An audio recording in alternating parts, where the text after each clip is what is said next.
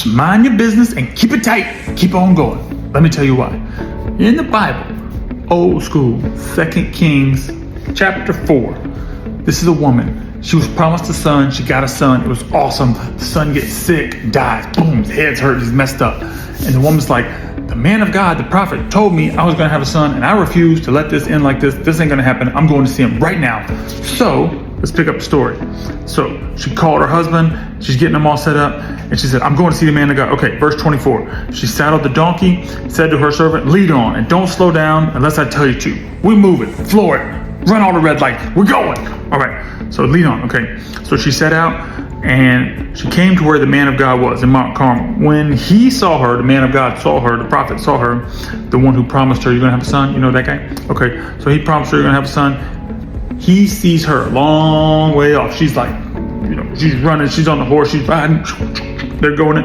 And then, so he says, hey, he's talking to his servant. His servant's name is Gehazi.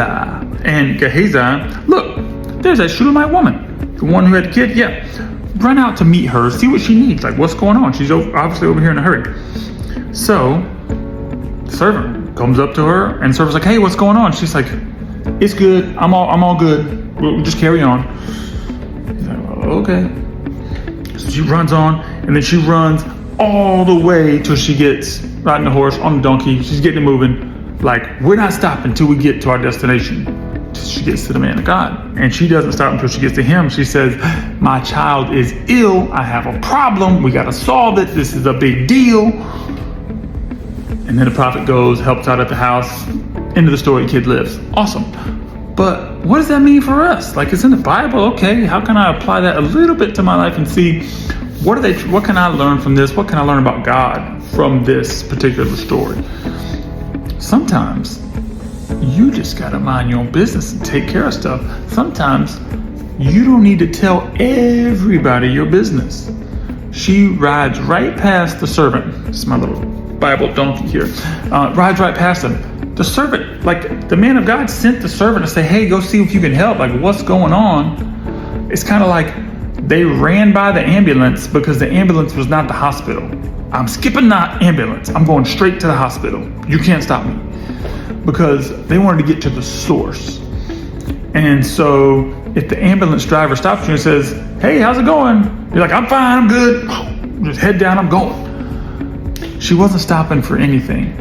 Oftentimes in life, people that cannot help you, like the servant couldn't help her, the prophet, the man of God, that was the man she was going to see. That was the guy who fixed it up. That was the man who ultimately breathed life back into the child, and the child lived.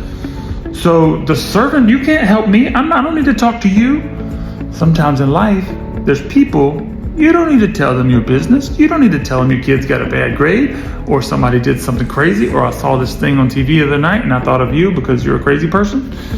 You can keep your mouth shut and you don't have to tell everybody your business. That's what she did in the Bible. She didn't tell the servant what was going on. She didn't have to. She went straight to the source to deal with the issue, deal with the problem, and deal with the healing that she needed. Sometimes that's what we need to do with God. We need to not tell everybody all our problems, and then we never tell God. That's crazy. Tell my mama, my uncle, cousin, family, people at work. Everybody knows the problems, and everybody's giving you all this crazy advice. They're slowing you down from getting to the man of God, from getting in your relationship with God, or having your prayer time, being in the Bible. They're slowing you down. Don't let them slow you down. Straight by, just like the Shulamite woman. How's it going today? It's good. I'm gone, because I got somewhere to be. And that's what God, little lesson we can use. You don't have to tell everybody your business. You can meet with God and deal with Him directly about your unique situation, the problem. Not everybody who can't fix it. That's what the Shulamite woman did. Brought her son back to life when he was sick.